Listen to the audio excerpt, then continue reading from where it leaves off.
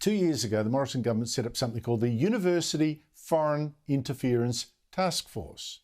Now, put simply, it's a group to stop the Chinese dictatorship, especially from getting its tentacles into our universities. Because what China has done there already is appalling. It's hacked into university systems and stolen information. It's secretly signed up Australian academics and got research from some that's of use to its military. It's spied on and threatened Chinese students on our campuses who protested for democracy, and it's encouraged violent pro-communist protests against them.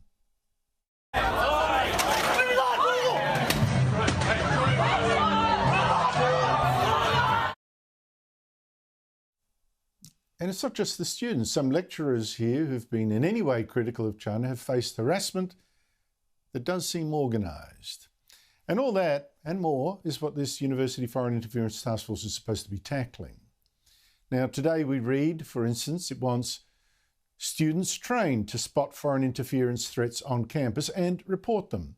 And academics working with overseas institutions will be trained to watch out for their critical research being stolen. And all that is good.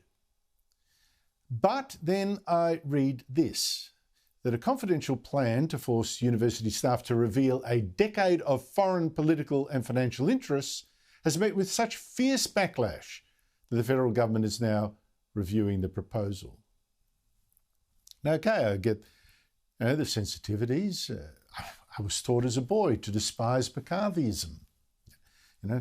Are you or have you ever been a member of the Communist Party? Except, of course, we've since learned that the communist regime of the Soviet Union really was evil. And we've also learned how many spies in the West it managed to sign up. Maybe McCarthyism wasn't all that stupid.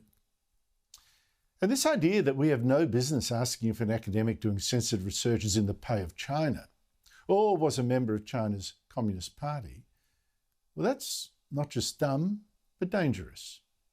Dumb and dangerous when we know that China has a government department devoted to making ethnic Chinese abroad help the dictatorship.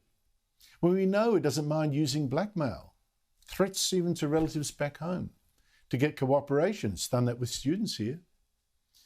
And when we know, of course, that it offers all kinds of inducements to non-Chinese academics around the world.